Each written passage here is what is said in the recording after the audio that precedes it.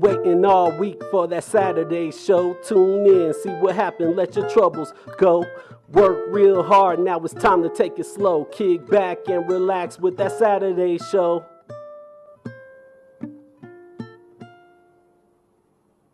Welcome to another episode of That Saturday Show, brought to you by the Albuquerque Center for Peace and Justice, your voice and your advocate for social justice.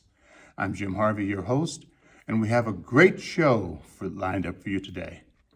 While we wait to see what Congress is going to do with the infrastructure bills, we are left wondering what's going to happen with the voting rights legislation that seems to continue to be stalled in the United States Senate. Keep an eye on that. As a reminder, we will bring you today that wonderful recording of Sweet Georgia to keep us pushing for this important bill. Remember to vote on the soccer stadium bond and vote no on or before November 2nd. Keep your eyes on the school board candidates, everyone. Question them carefully and make sure we don't get any of those right-wingers elected. APS has enough trouble without someone trying to eliminate important history from our curriculum. We will be talking with the Oregon Peace Center today and also getting valuable perspectives on preventing domestic violence. Finally, congratulations to Stacy Burleson and Women in Leadership for a great luncheon last week where they observed Domestic Violence Awareness Month with the theme, "Is domestic violence a woman's pipeline to prison?" A valid question deserving answers. And congratulations to the class of 2024 at Next Gen Academy, where they have launched a program entitled Making Life on Earth Sustainable for Humans. You can go to their website at sites, that's sites.google.com/nextgenacademy.com/planetcafe/home. And speaking of good news, let's check in with Hasani for Good News News. Thank you, and welcome to Good News News. I'm your correspondent, Hasani Olujimi, and I'm Gugu for Good News. The goal of this segment is to inspire and uplift you, the viewer, with nothing but good news. Let's take a look at our first story about good news. Hey, man. Shannon Morgan's wearing 3 hats. You want a spaghetti bowl? All right. Yeah. Chef. Who's next on this line? Server. What's your name? Michelle. I'm Shannon. It's a pleasure to meet you. And friend. I just get it. I get it. He gets what it's like to be in their shoes. Yeah, my mom just recently died, so I lost everything. I understand how that goes. My father passed away 10 years ago, and I was homeless after that, and that's why I'm here today. Morgan says his family disowned him back in 2010. I was a lift operator at Ski Santa Fe. That job saved my life. And I was basically living in my snow gear 24/7. But he turned things around and stands here today as a business owner. What would you like? He knows the value of being treated with respect when you're at your lowest. These people need to be treated like humans, and we don't do that often. People like Javon Begay. She's been living in Coronado Park for about 5 months. We're all homeless out here in a way. We're all in the same boat. I mean, what we can get done is what we can get done. Spaghetti? Yeah. She sees the hot meal as a blessing. Oh gosh, it's all from the men upstairs. Other people in the park echo the same. It means everything. It's amazing that people come out and care about us, you know? That they care about the homeless and that they give us food. It shouldn't be this way to begin with. It's enriching to be here and help them, but I feel heartbroken. That's why we're here, right? We're sick of this. Sick or not, he knows a hot meal. Oh, it's awesome. I'm blessed to have it. With a side of generosity can go a long way. They're no different than we are. That 10 years from now, they could own a business like I own a business. That being displaced now does not define your future. Morgan. Now, isn't that good news? Let's explore a little more. Kelly is the most amazing person I have ever met in my life. She really, truly is the most generous person I ever met. Molly Griffith says she's lucky to know Pay It Forward recipient Kelly Evans and the nonprofit she started, Generous Hearts. Through this organization, she feeds families, single people, married people, it doesn't matter. All you have to do is call her. And the next thing you know, there's boxes of groceries ready for you, often a week's worth of food for free. It's sad, but I'm glad there's somebody like Kelly around to help them. Did we mention this is all run out of her house? A spare bedroom is filled from floor to ceiling with food for others. Do you think Kelly has any idea this is coming? No, not at all. 2, 3, 4. Oh, I can't wait. I'm so excited and nervous. Kelly, I have a little surprise for you. Through Generous Hearts, you have helped so many people. I know thousands of people.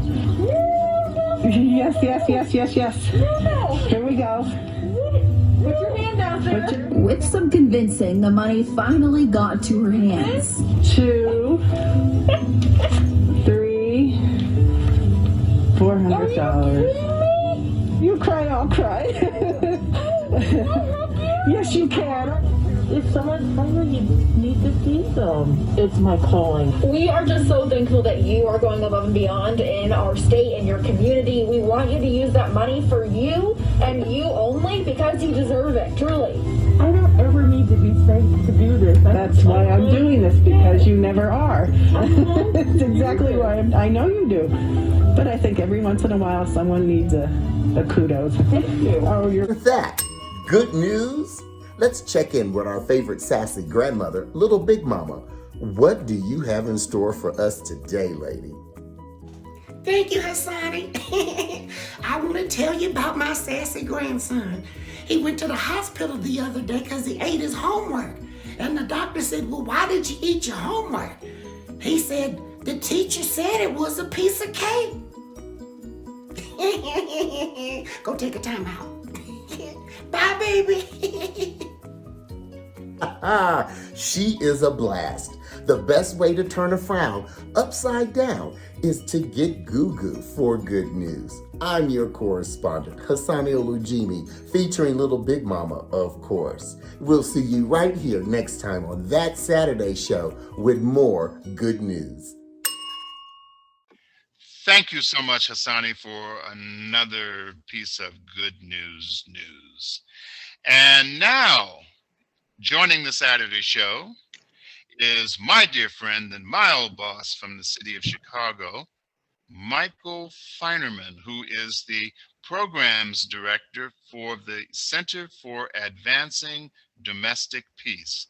And as we continue to observe Domestic Violence Awareness Month, it is my honor and privilege to bring Mike to the show. Mike, welcome to That Saturday Show. Thank you, and I'm really happy to be joining you. I wish I were in Albuquerque. Well, I'm sure that we can promise you a little longer period of better weather than Chicago will give you. Yes. So, yeah. So, Mike, tell us about CADP and the work that is going on there. Well, the CADP is an organization that started with a collaboration among several organizations. It was the University of Illinois at Chicago and what was then called the Chicago Abused Women Coalition. It's now called Connections for Abused Women and Their Children, which is a victim service agency. And some of the people from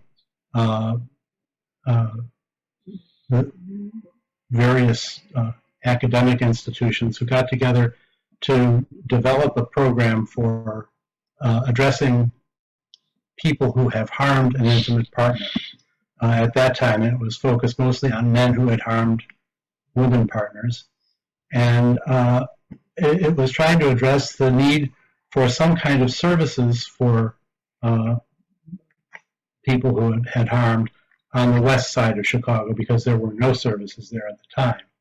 The only services inside the city limits at the time, this was in 1996-97 were a program that the circuit court had in the jail complex, actually the criminal justice complex at 26th in California.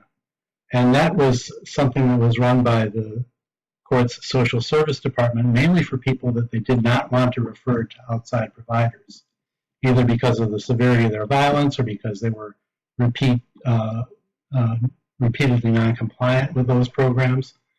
And the only other program really was one small two-group program in the Park Manor neighborhood on the south side that was run by LifeLink Bensonville. And we recognized that left a whole large area of the city without any kind of services like this. And so the third group that got involved with this was Haymarket Center, which was a substance abuse treatment program where I was working at the time. And I actually got involved in this because at the time they had made me the risk manager at Haymarket, God help me. And I found that they had just recently started doing a screening tool for domestic abuse that Dr. Larry Bennett from the University of Illinois had devised. And this was at a time when most substance abuse treatment programs were moving away from what they had been doing, which is just asking the kinds of questions that almost everyone answers no. Have you ever been abused? Have you ever abused someone? Most people will say no, because a lot of the things that we recognize as abuse are not generally recognized as abusive behaviors.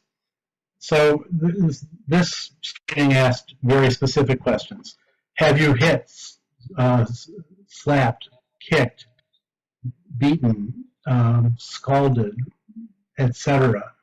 any intimate partner in the last 12 months before this interview? And it also asked the same questions from the opposite perspective. Has anyone beat, hit, kicked, burned, scalded, etc. you in the last 12 months? And we started finding very quickly and very consistently over the next 3 or 4 months that men coming into substance abuse treatment programs were saying at a rate of about 70% that they had used some kind of abusive behavior toward a partner. Not necessarily physical violence, but some kind of abusive behavior that could be considered threatening or intimidating.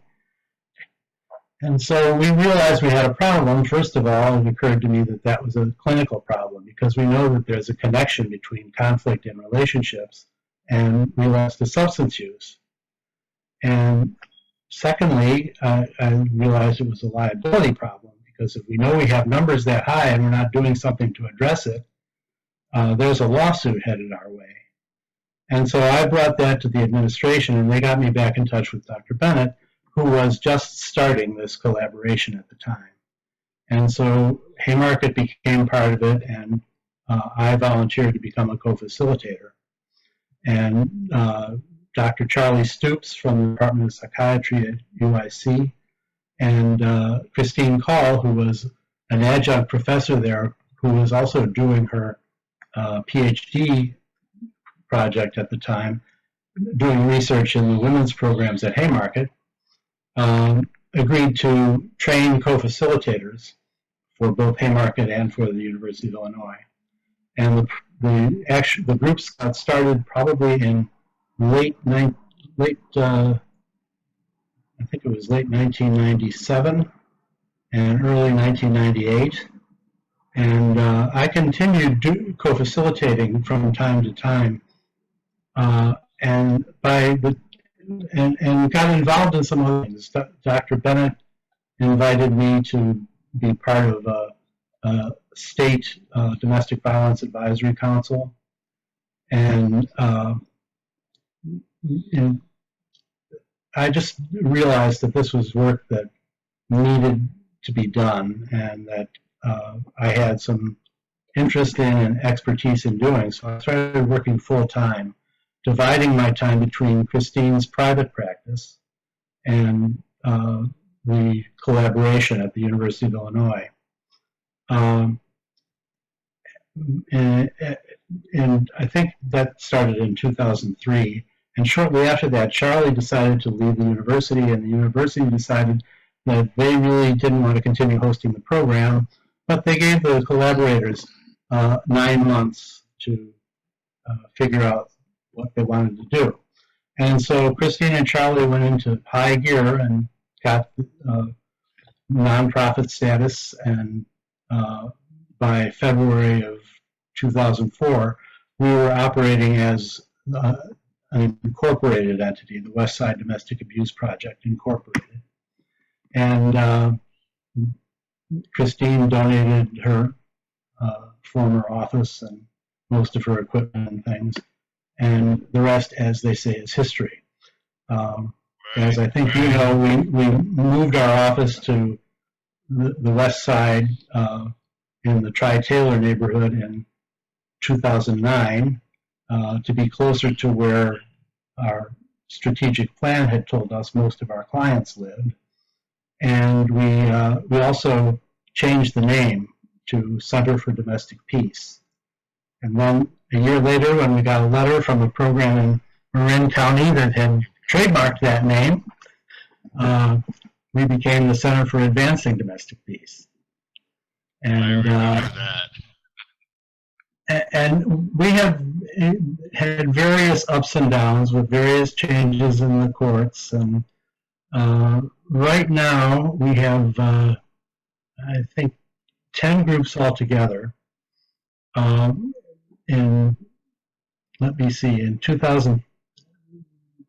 2019, we began providing services in Wheaton, Illinois, after we were awarded a contract with the DuPage County Department of Health to cover the domestic violence services for their Department of Probation. So that's one of the things I'd like to get to in these last couple of minutes we have too, is that Chicago and Illinois, seem to be really out front and innovative in responses, to the issue of domestic violence, like not a lot of other places, especially not here in New Mexico. And I was wondering if you could just briefly talk about some of the innovative kinds of programs that have been introduced in communities there to help address Sure. One of the things that I think people in Illinois grasped right away, the people who were the leaders of the movement, was that in order for this work to be effective, either working with victims or working with people who have harmed, there has to be a coordinated community response. And all the parts have to work together. The courts have to understand the problem and understand what the community feels are the best solutions to the problem.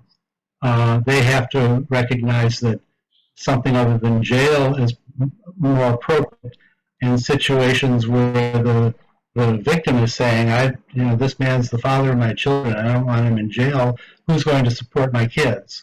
But there's all this help for me, why isn't there something for him? Well, people got together and started building that help, and the courts started not taking failure as an answer. If someone was required to go to a partner abuse intervention program and then was non-compliant or stopped showing up, they'd be hauled back into court and they'd be told to start all over again. And, the research has shown that it doesn't really make much difference whether someone completes a program on their first try or on their fourth try. What matters is that they complete. And, sometimes people think, well, how can a program like yours do any good? Well, the people who designed the programs in Illinois, who designed the protocol for these programs, which is part of Illinois law, recognize that there is a benefit to mandated programs. And the main benefit is that people have to be exposed long enough to some ideas that they would otherwise never have had a chance to listen to make change possible. And, you know, we see it when we have new people coming into our groups. You know, when the new people start to give their litany of justification and minimization, the older guys in the groups just sort of shake their heads and say, you know, that's just how I was when I came in. But I've learned a lot since then. And it's almost comical because sometimes the facilitators don't get a chance to say anything. The more senior group members will do it for us. And at the same time, you know, as the new people are entering into the group, they've had to listen to each of the people who've been in group for a while say what they're holding themselves accountable for, because that's part of what we do when we have new people in group. And I think we've gotten to the point where our participants know that that doesn't mean what she charged me with or what I was accused of. It means what I'm holding myself accountable for, what I know harmed another person, and what I know I need to do in order to mitigate that harm and to stop doing it. I remember the question in group for newcomers was always when they'd listen to when the old vets that were in there would listen to them, they'd say, "Okay, that's nice, but what did you do?" Exactly. And that's also what happens whenever someone starts talking about everything she did. You know, well, that's she's right. Not here. So what did you do? Right. How did you respond to that? Yeah. Mike, we're out of time, unfortunately. And I'd like to just continue this conversation. So maybe we can circle back around and I can get you back in here. I'd be happy to. And, you know, I'd like to hear. Yep. And I think it's important to keep in mind that one thing that has really made a difference in Illinois is that the women who work with victims of domestic violence have been the leaders of the movement. They're the ones who give us our direction. They help to keep us on the straight and narrow. And that's so important. That's so important. Mm-hmm. So, folks, you have gotten installment 1 of a critical discussion about domestic violence with Mike Feinerman at the Center for Advancing Domestic Peace in Chicago. And Mike, we're going to have you back, but thank you for taking this time. You're most welcome. I'll be happy to come back anytime. Thanks so much, Mike. Thank you. The Albuquerque Center for Peace and Justice has been serving the communities of Albuquerque for nearly 40 years. But we can't do it without your help. COVID didn't take a break, and we didn't either. And the financial cost of being strong advocates and providing assistance have not diminished. You can help us by becoming a member of the Peace and Justice Center for $40. Or simply make a donation. You can also stop by the center and maybe purchase one of our popular yard signs to let your neighbors know where you stand on important social justice matters. We need you. Get in touch at www.abqpeaceandjustice.org or call us at 505-268-9557. Thank you for your support. And thank you for standing up for peace and justice. Welcome to That Saturday Show. I'd like to welcome to Albuquerque virtually Tom Hastings, who is a board member and the secretary of the Oregon Peace Institute in Portland, Oregon. And I'm very excited to have him as our guest and to hear about the work that the Oregon Peace Institute is doing. And just, I think that's something that sometimes we are all trying to make a change and a difference in our place and forgetting that we have a lot of us we're a lot of us on our side. Tom, hello. Hello. And welcome. And can you tell us a little bit about the Oregon Peace Institute, when it began, and just give us a little bit about the history? Sure. I only go back myself to 2001 when I joined the board, but it began back in the 1980s. The founder, his name is Rob Gould, and he founded both the Oregon Peace Institute and the Conflict Resolution Program at Portland State University, which is also where I teach. Oh, wonderful, wonderful. So it's got a tradition of decades. That's wonderful. And yeah, tell us a little bit more about how you decided that peace or justice was your calling, maybe, and how you intersected with the Oregon Peace Institute, or anything that is at the forefront of what you're passionate about, how you chose it, or how it chose you. Sure. I mean, this began for me literally in high school 52 years ago when I was just 17, because that was during two sort of very crucial movements in the United States. One was the anti-war movement, one was the civil rights movement. So I became involved in both when I was in high school as a 17-year-old boy, and I just never stopped. So wherever I lived, that's the kind of activity that I would be involved in.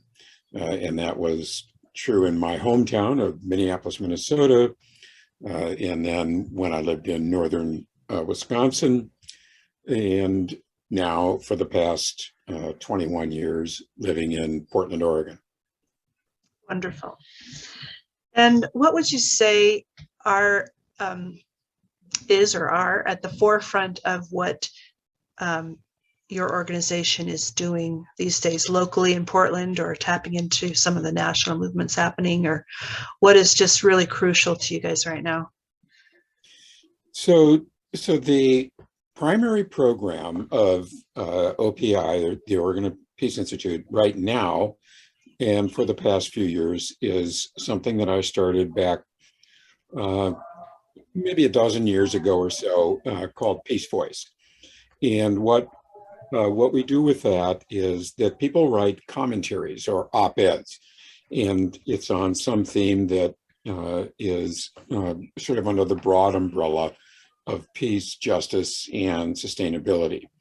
And they send it to me. I edit it and I distribute it to a list of editors nationwide. And the goal of Peace Voice is to really reach the demographics that are often reached only by Fox News and other very right-wing media. And that would be small town America, rural America. And so we target county newspapers, small town newspapers that might be daily or weekly. And those are our target demographics. So we try to reach them, and each piece that we send out is placed an average of about 8 different non-competing and non-overlapping markets. Now, these pieces are often also picked up by sort of the usual suspects on the internet, sort of more progressive left-wing side, and that's great.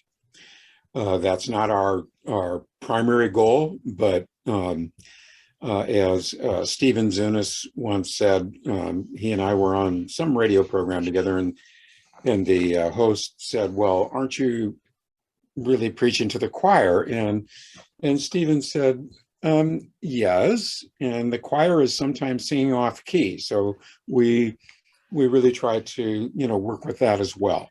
But the primary demographic is pretty much red state America, because they are missing those voices quite often.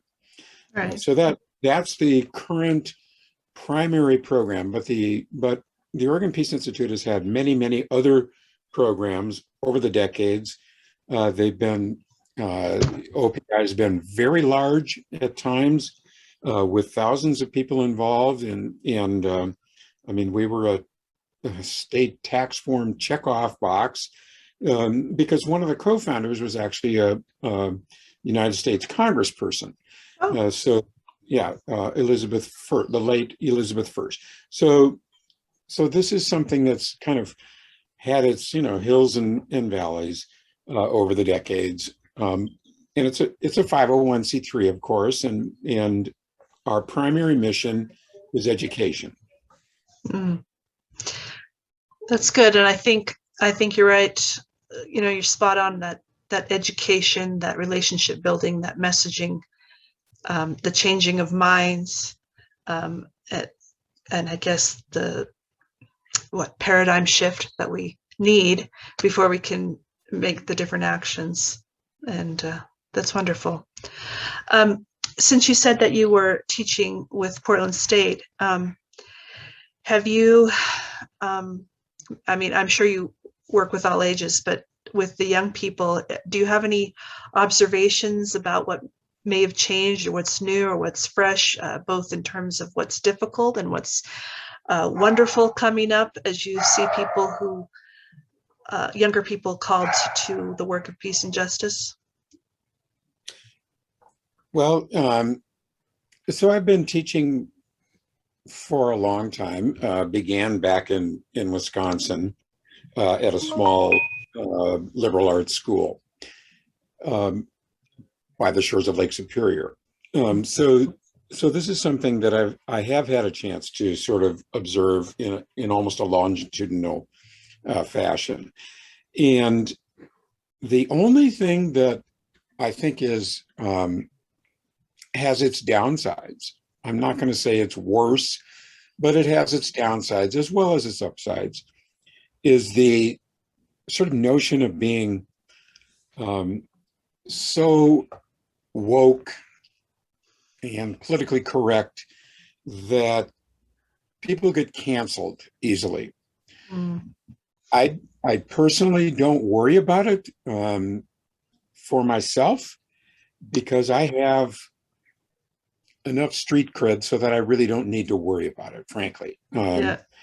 When young radicals sort of play that game of cancel culture and gotcha, and you didn't say that quite right.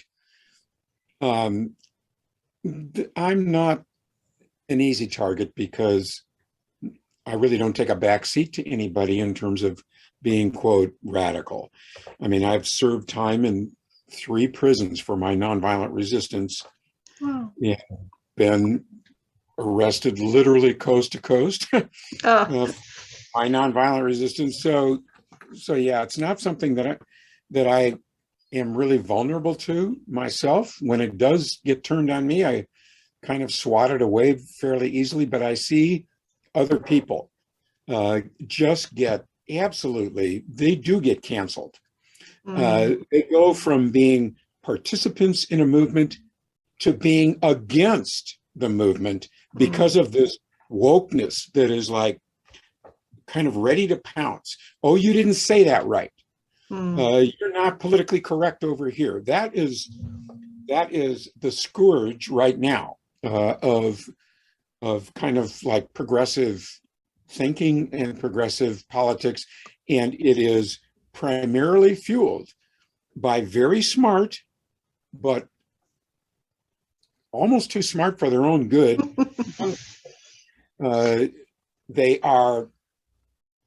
They consider themselves like the best allies, and yet they are diminishing movements. They are alienating people and driving them out of movements. And that to me is an error.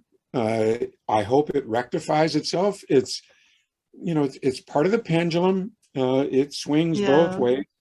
We've got a long history of really unquestioned sexism, unquestioned ableism, unquestioned racism, etc. And that kind of stuff needs to be corrected. Challenged, yeah. But and I think now. And I think we could all examine ourselves for that. Probably not just the young people, and it is a fine line. Like you're saying, like, we're not going to tolerate this anymore, because it's just been whatever it is, fill in the blank, it's been going on for so long.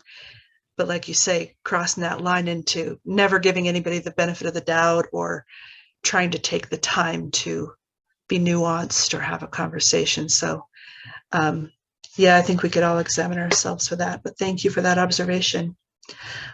Well, is there anything else you'd like to share with Albuquerque? I'm enjoying getting to know you just a little bit here. We just met, but like I said, I just love seeing that there are, sometimes we feel alone, but there's actually quite a bit of us out there, and we just get to keep waking up in the morning and doing what we believe in. But any last words, Tom? Well, I think you are in an area of the country that tends to produce a lot of very creative people.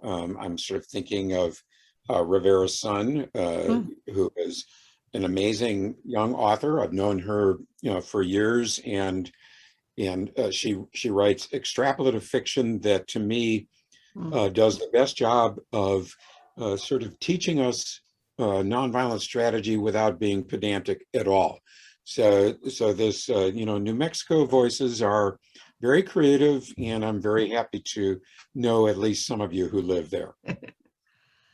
Tom, thank you for taking the time to share about the work that's happening in Portland, and let's keep in touch, and thank you very much.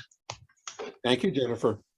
And you're watching That Saturday Show, and we are honored today to have with us the co-founder of Black Diamond, a soccer group right here in Albuquerque, New Mexico.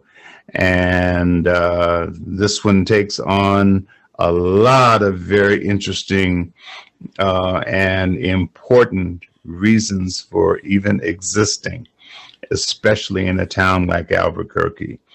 So we're bringing to you today Mr. Chris Walker, co-founder of Black Diamonds. Chris, welcome to That Saturday Show. Hey, thank you for having me, Jim. I really appreciate it. So tell me, and tell our viewers, what is Black Diamonds? Black Diamonds, man.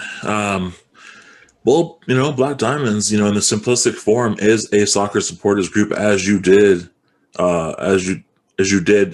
bring in. The thing about the soccer supporters group, that's a little bit different than maybe the casual fan, is a soccer supporters group, is ultimately looking to go a little bit beyond just the casual fan experience of, okay, I come to some games, I watch some, I go home type of thing. I mean, the soccer supporters group is going into the community. It's doing community work. It's doing community outreach, So, for supporters, a soccer supporter in general, it's community is a bigger piece. It goes bigger than soccer. And, while we do want to be there first and foremost to be the biggest supporters of our players on the pitch or the field, if you will, beyond that, we also want to do our work in the community. We want to build our relationships with each other as supporters, and we want to be able to do good things to impact lives. And a lot of that is kind of motivated by just the good people that the players are on the pitch and off the pitch. So where are the participants coming from? So the participants are coming from the folks that are a part of Black Diamond supporters group ultimately are supporters within the stadium, sometimes even outside of that. Sometimes they get involved not only because of, say, the soccer team, but maybe it's like sometimes the purpose of a group or a movement that kind of pulls them in. And in our case, I think that kind of is a little bit of a mixture of both. So Black Diamonds, like, to go a little bit further into it, like I've said, like, we're a soccer supporters group. We're using our group ultimately to promote and celebrate Black culture, because it's super important, as being as identifying as a Black man, is that our culture is something that is normalized. It's, you know, it's not just something that is out there for, you know, checking the box on Black History Month or, you know, on Juneteenth, if you will. Like, there are so many different moments within our culture that are so important. There's so many important minutes, things that are happening on a daily basis. So what we're really trying to do is just highlight those moments and those even those minutes, those accomplishments, folks that are doing good, and really just kind of bring it to the forefront for folks to kind of know, like, hey, like, these are things to celebrate and these are things to be happy about. And, you know, when it's not something that is so known to you or is not like, you know, most familiar, it's kind of hard to know, like, okay, is this something that I can celebrate? Is it something that I can be behind? And we want to say, yeah, like, these things are fun, you know, and, you know, and that's one of the big things with the Soccer Supporters Group is promoting, celebrating Black culture, but it goes beyond that, Jim. It's you know, one of the other challenges is removing barriers, and you know, some of the barriers that exist, you know, when you're a Black soccer supporter is one, being accounted for and being recognized, and, you know, and yeah, on part of it, yes, you want to fit in, you want to be a part of the soccer community, you know, but because there's so few Black soccer supporters, it's like there's also this part of not wanting to go like invisible, you know, and because again, our purpose is to promote, celebrate Black culture. It's to, you know, really edify the community, like kind of make them aware of hey, like, you know, cuisine, of culture, you know, of community, you know, of achievements, accomplishments, people, of, you know, different figures in life. So back to barriers, you know, some of the barriers that we have are like, you know, is soccer for us? You know, in America, is soccer for us? You know, if it is, you know, why hasn't it really ever been heavily marketed to us, you know, or brought, or, you know, made available, you know, to us, like, you know, having access to soccer. I mean, for the most part in America, you know, soccer is a pay-to-play model. You know, it's heavily marketed to more of a Latinx backgrounds, you know, and you know, and I mean, if you look at the demographics of it, you know, Latinx, I mean, obviously, you know, you're Caucasians. I mean, like, very much a lot of other cultures, and not really that Black or African American culture is really in the sport. So, you know, I look back, you know, we talk about history and the culture, and it's an international history for us as African Americans, and for us as members of the African diaspora, for that matter, because some of the greatest soccer players in history look like us. They may have been from other countries, but they look like us, which means that they're all part of this international community that we as Black people in this country are also a part of. So it sounds like there's that education component, that history component, as well as that skills development component that goes into what you're doing. And I salute you for that. Yeah, definitely. I do appreciate that. I mean, there is definitely an education part for myself, you know, and that really just goes with the fact of, you know, soccer is something that I've really dove into in the last 2 years and really just try to consume on a heavy basis. And I just discovered that I really love the beautiful game, as they call it, and, you know, really wanted to make sure that others who look like me have a chance to also love and experience this beautiful game. And so really to kind of circle back to those barriers, you know, being able to teach the beautiful game to young minds, I think that's important. I mean, I couldn't imagine any of the youth in the Black African American community waiting till they're 40 or 41, like like myself, to discover the game. And so what we have here is we want to bring that game to the youth, because they may really love that game, and they may discover that they're really good at it, that they have a natural talent for it, but also to like be able to invite them to come out to the matches at the Isotope Stadium until the new one may at some point be built, because it's important when the players on the team, they can see more folks that look like them in the crowd. And I think that's the biggest thing, is when they get on that pitch, when they're playing. Right now we have four gents on the team, a couple are one's from Ghana, one's from one's from Ghana. We got another one that is from Jamaica, is currently loaned out to another team. We got another player who's on the squad. It kind of escapes me sometimes.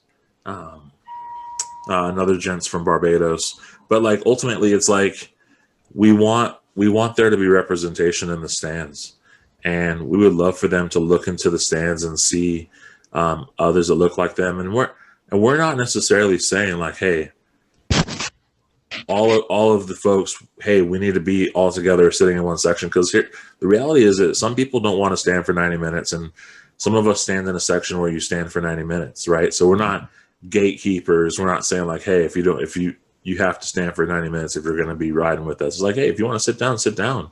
If you want to see the game from a different point, sit down. But there is that sort of alliance. There is that this is for you vibe, and that someone can rock with the Black Diamonds no matter where they're at in the stadium. But we are offering that family, that kinship, if you want to come and stand with us too. So I spent a lot of time in South Africa and in the Caribbean, and those are the places that brought me together with the whole notion of soccer, or as they call it other places, football.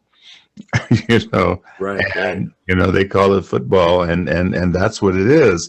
And the energy of just the fans alone is just off the chain. I mean, it's like no game that is played in this country.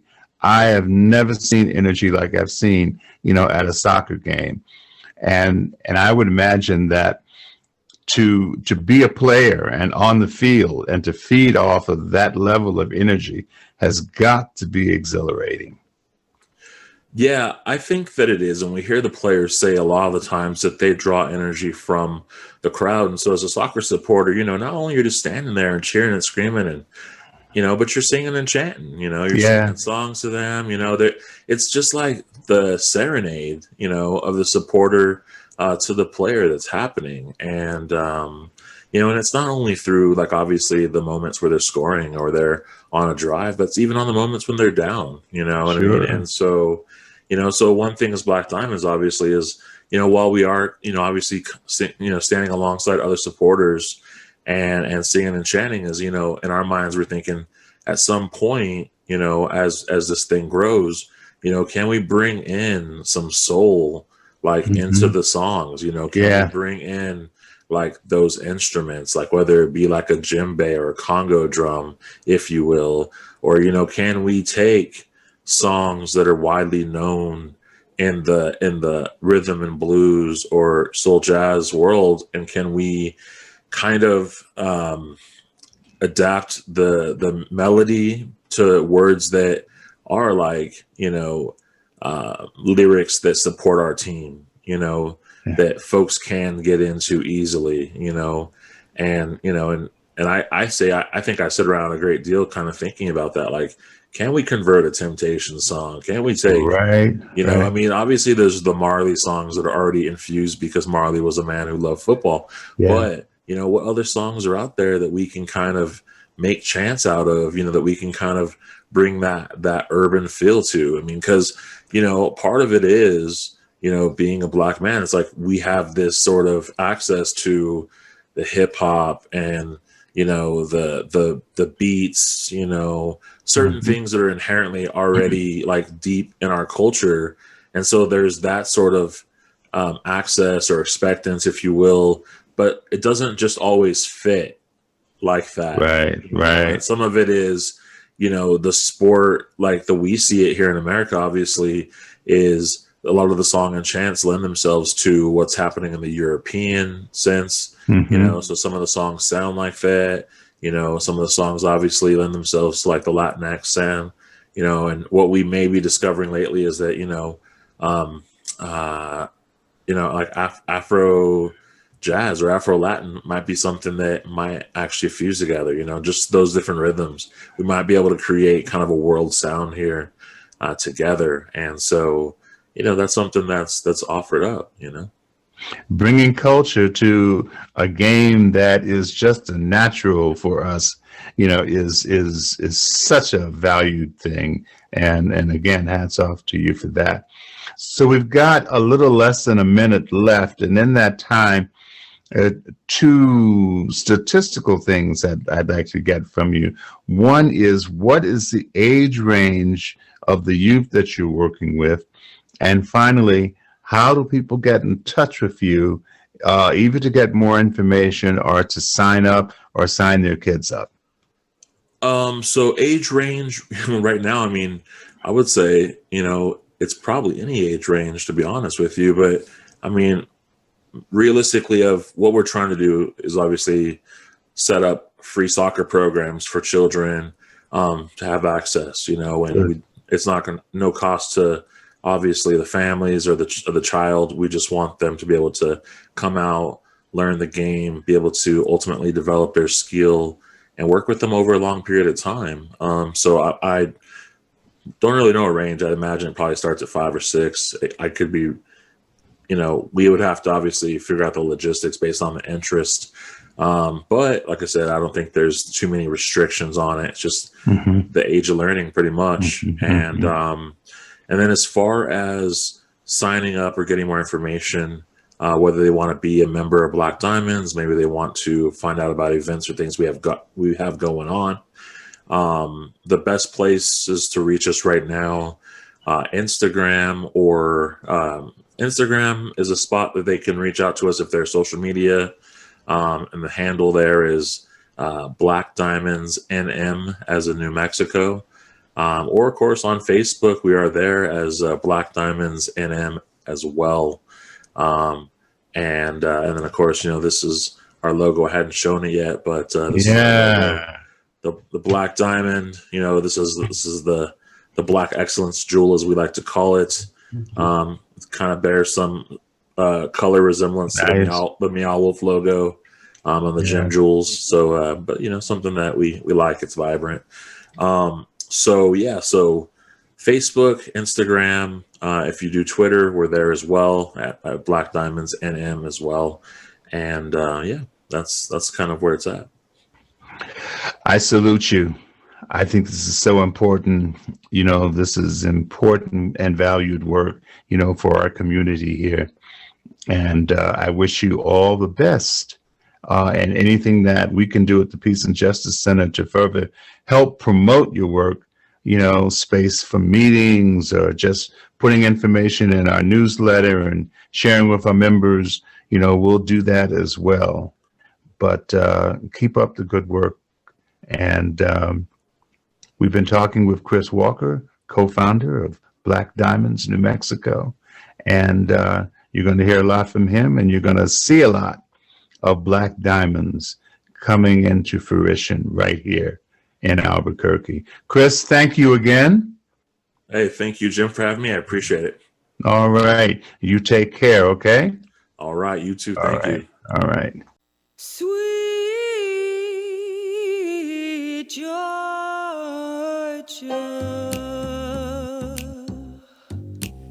the ghosts are out.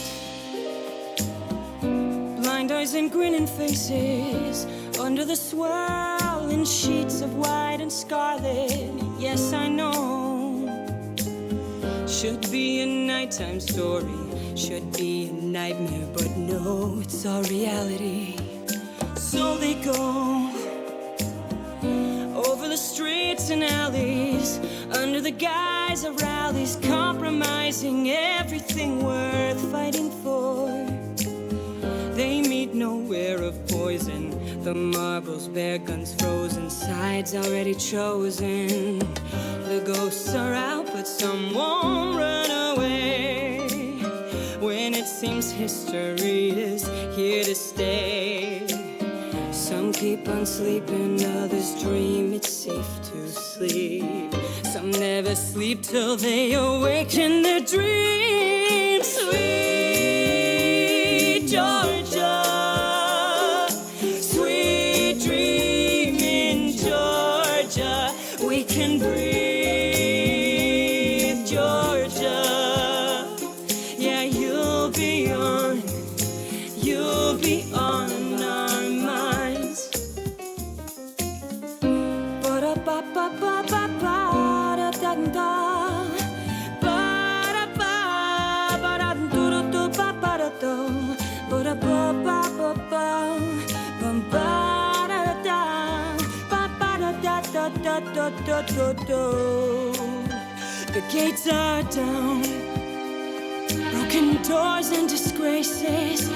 Phantoms come out creeping from their dark hiding places, and they know, but turn the other way.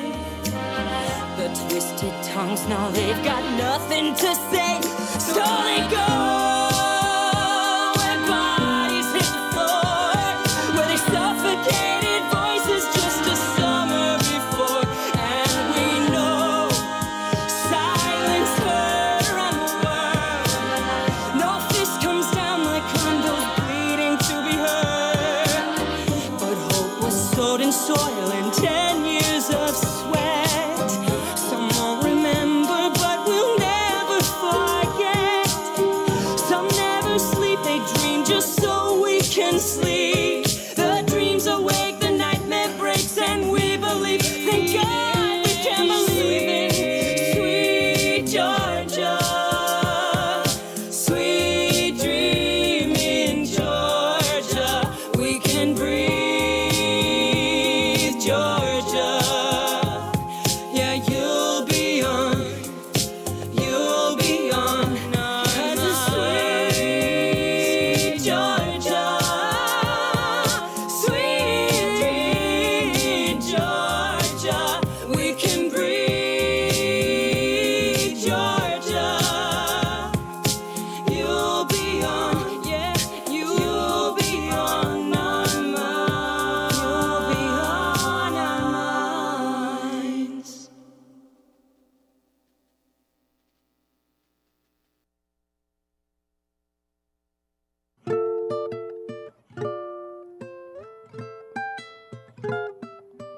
Until the next time, it's time to say goodbye. When you out here in the streets, keep it real, 505. We love everybody, we just want to let you know. Thanks for tuning in to that Saturday show.